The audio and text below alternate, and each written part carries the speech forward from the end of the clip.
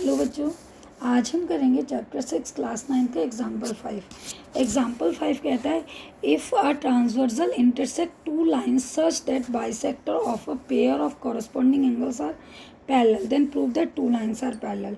Means हमको given है कि अगर हमारी दो लाइन्स हैं, ये पैरेलल नहीं बता रखा है इसने हमको, लेकिन इसने बोला हुआ है कि ऐसे करके एक अगर हमारी ट्रांसवर्सल लाइन जा रही है और जो ये कॉरस्पॉन्डिंग एंगल है, मतलब ये एंगल इसके कॉरस्पॉन्डिंग होगा। आपको पता होगा कॉरस्पॉन्डिंग एंगल्स कौन से होते हैं, ऐसे करके एक एंगल छोड़ के फिर दूसरा एंगल।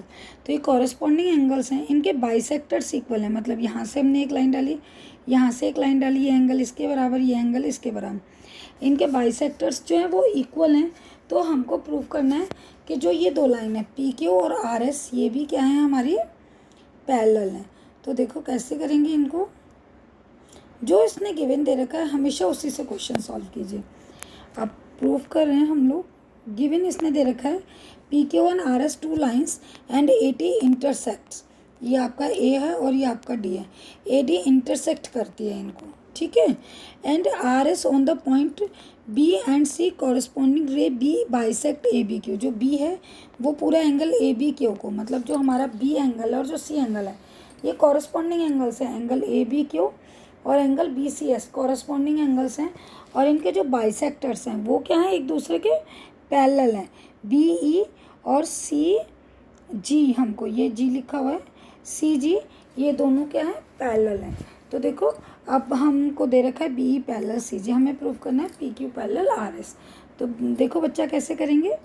हमको दे रखा है कॉरस्पॉन्डिंग एंगल्स इक्वल हैं, यानी angle A B Q equal to B C S, ये हमको दे रखा है। लेकिन इसने हमें इसके बाइसेक्टर्स दे रखे हैं, तो हम बाइसेक्टर से स्टार्ट करेंगे। ओके, जैसे इसने दिया है ए बी क्यू, तो एंगल ए बी क्यू अगर हमें बाइसेक्टर दे रखा है तो A B E, angle A B E किसके बराबर होगा, half of angle A B Q के बराबर होगा। क्योंकि उसने दे रखा है कि कॉरस्पॉन्डिंग एंगल्स जो हैं उनके bisectors of pair of corresponding angles are equal, ये हमको दे रखा है। तो ये गिवन। दूसरे इसको हम फर्स्ट देते हैं। सेकंड क्या दे रखा है हमें, angle B C G, half of किसके होगा, बी सी एस के, एंगल बी सी एस, ये भी गिवन है हमको। ओके, और बी ई अगर सी जी के पैरेलल हैं और ए डी अगर ट्रांसवर्सल है, अगर हमारा ए बी ई एंगल जो है, ए बी ई और बी सी जी ये वाला एंगल, ये और ये बराबर हैं, इसको काट के दिखाना पड़ेगा, यहाँ पर 2 कट्स लगाइए। अगर आपका A B E angle B C G के बराबर है तो आपका क्या होगा, एंगल ए बी ई और आपका बी सी एस भी बराबर होगा, ठीक है। तो आपका क्या हो गया, angle A B E,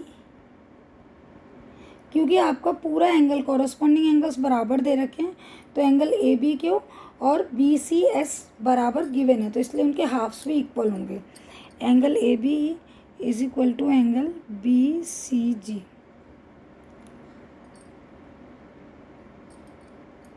okay, अब हमको क्या करना है, अगर हमारे ये दोनों एंगल बराबर हैं तो इनके हाफ्स भी इक्वल हैं।